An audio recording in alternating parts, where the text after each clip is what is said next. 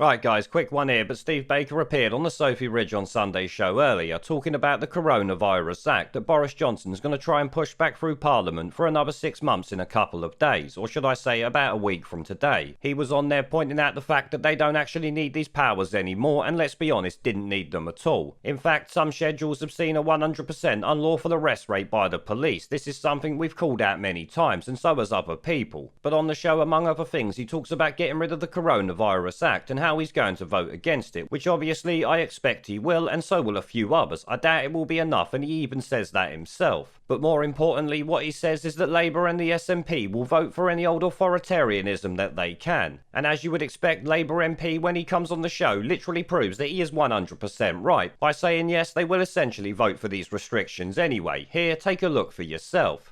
So this week, Boris Johnson is expected to be pushing through the 6 months extension of the Coronavirus Act, which does things like give the police more powers.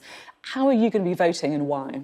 Well, I expect to vote against, but the thing is, with so many vulnerable people now vaccinated and record progress being made, people will be right to ask why the government is still seeking to hang on to these powers. To put it in context, under Schedule 21 of the Act, there's been a 100% record of unlawful prosecutions, 246 people unlawfully prosecuted. The Act makes provision to, for example, postpone elections, but we're not postponing elections this year. So the government does need to answer why, as so many people are vaccinated, they're not relaxing restrictions in line with that data. So this Easter, for example, it will be unlawful to stay away from home, and it will be unlawful to stay away from home with another household until the middle of May. So we need to be really careful here that the police don't end up in another invidious position where they're enforcing laws we've put in place to the surprise of politicians who then seem to feign shock that the public have been, for example, turned around on our motorways and sent home with a big fine. You say that you're expecting to vote against when this comes before the House of Commons next week. How big a rebellion do you think we could see? It's very difficult to say until we've seen the exact detail of what the government's tabling and how the votes will come. But let's be absolutely clear, because it seems that Labour and the SNP will vote for any old authoritarianism these days, it looks like the government will, of course, get their business with an enormous majority. But I do think it's important that some of us do seek to hold the government to account with these extraordinary powers. It's obviously a very uncomfortable position for some of us to be in when it's our own party, and that's why we're trying to do it in a civilised way, asking reasonable questions. But the government will get its way, and at this stage I wouldn't like to say how big any rebellion will be. So it's difficult to see how very many people will want to vote against a path to freedom, but we'll need to look at exactly the detail. But the Coronavirus Act itself, I am expecting to vote squarely against. I think it's excessive and disproportionate, and the government itself now isn't using its powers. And where the police gain powers in the Act, as I've said, it's a 100% unlawful prosecution rate. So I think the Coronavirus Act should now go.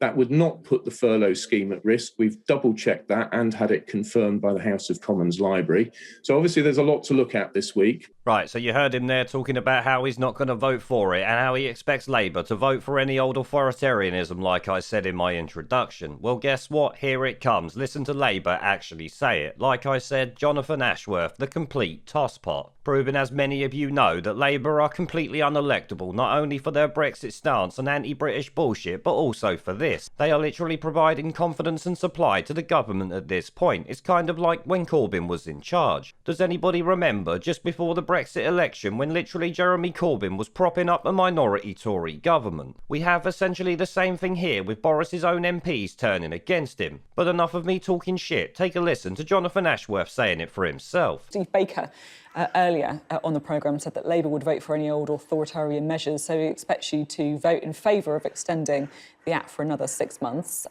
Is he right? Well, I don't agree with the way he's characterised it. And, of course, he voted, and lots of Conservative MPs voted for lots of authoritarian measures last week in the House of Commons. Look, whether we like it or not, the virus is still circulating. We've got around 6,000 infections a day. That is a high level of virus circulating. It's much less than where we have been, obviously, but it's still quite dangerous out there. So yes, vaccination is rolling ahead and is succeeding, but we still have to be cautious. We still have to proceed carefully. We have to be driven by the data. And that will mean, I'm afraid, that governments will have to have the powers to impose restrictions where necessary. So there are bits of that Act which need to be properly scrutinised and haven't actually been implemented. And I'm going to be asking Matt Hancock why certain elements of that Act around social care, continuing health care, need to remain on the statute book. But there's other elements in that Act which I believe are needed. Governments do need to be able to impose restrictions. Governments do need to pay statutory sick pay from day one. I'd actually like them to go further and pay more sick pay.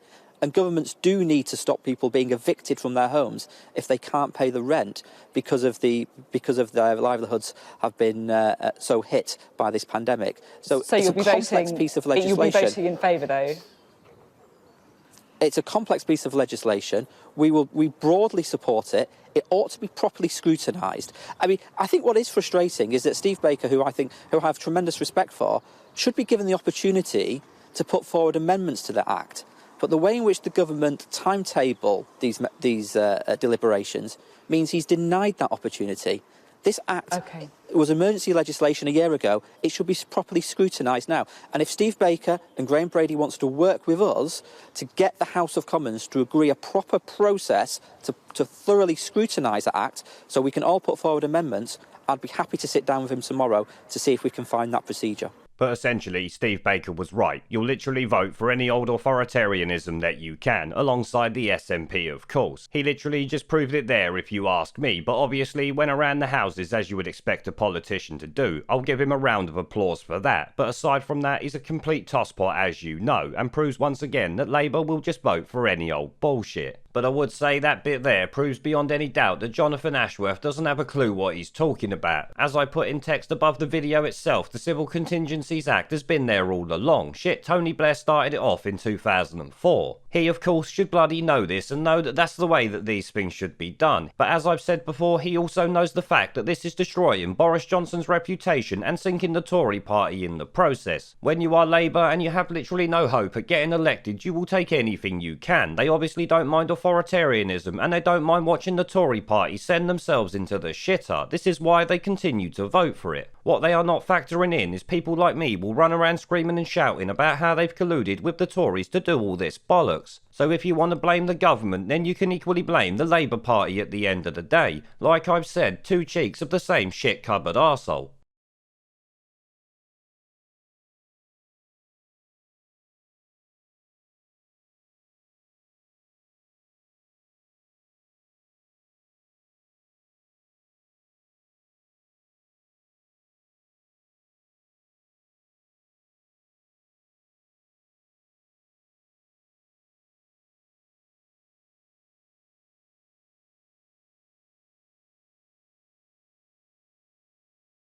We're off!